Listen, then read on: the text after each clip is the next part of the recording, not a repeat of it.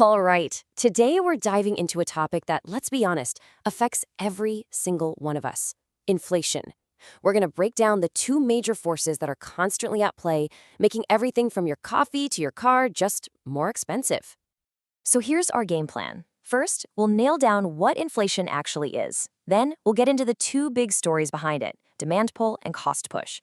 After that, we'll look at how we measure it, and finally, who's got the tools to try and control it. You know that feeling, right? You walk into a store with a $20 bill, and it feels like it just vanishes. What used to get you a full bag of groceries now barely covers a few things. Well, you're not imagining it. That's the very real sensation of your money's buying power shrinking. So, let's get right to it and put an official name on this thing. Section 1. What exactly is inflation?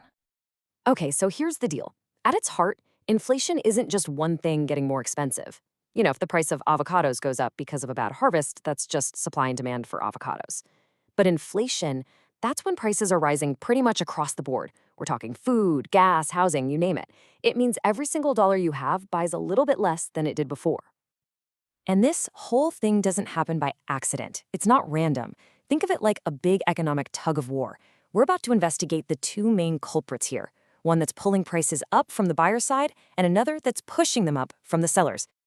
All right, let's look at our first suspect: demand pull inflation. This is the classic textbook case of too much money chasing too few goods. It's what happens when pretty much everyone, you, me, businesses, the government, all decide they want to go on a spending spree at the exact same time. I mean, just picture a hot item at an auction. You've got a room full of people who all desperately want it. What's going to happen? They're going to start outbidding each other, and the price just goes through the roof. Well, demand pull inflation is basically that, but on a massive, economy-wide scale. When everyone wants to buy more stuff than the economy can actually produce, prices just get pulled upwards.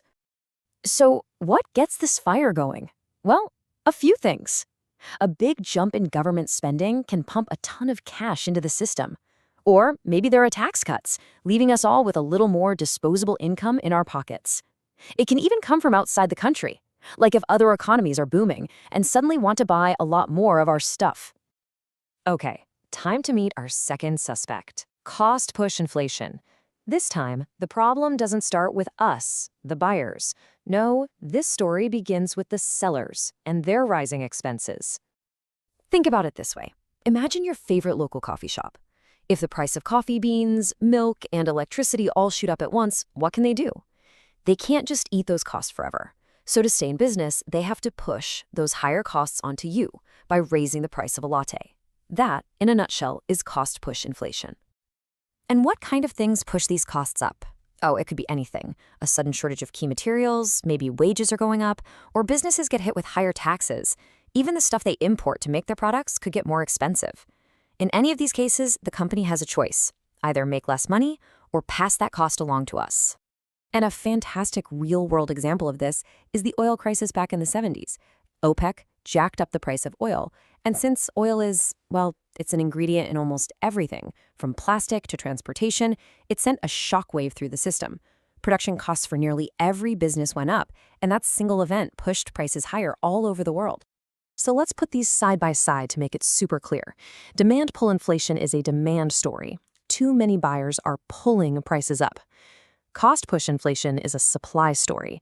Sellers are being forced to push their higher costs onto us. One is driven by a spending boom, the other by a production squeeze. Okay, we've met the two main culprits, but how do we actually see their fingerprints? How do we track these price changes out in the wild? That brings us to how we actually measure inflation. Right, because it's one thing to feel like prices are going up. It's another thing entirely to put a hard number on it. How do economists take the temperature of the entire economy? Well, they've got two main tools for the job. The one you hear about all the time is the Consumer Price Index, the CPI. Think of it as a virtual shopping basket filled with things we all buy, from groceries to haircuts. It tracks how the price of that basket changes. Then there's the Wholesale Price Index, or WPI, which is more about what producers pay for goods. But honestly, for the big policy decisions, everyone's eyes are on the CPI because that's what reflects the real cost of living for you and me. So what's the magic number? Well, for a lot of central banks, including the U.S. Federal Reserve, The target is right around 2%.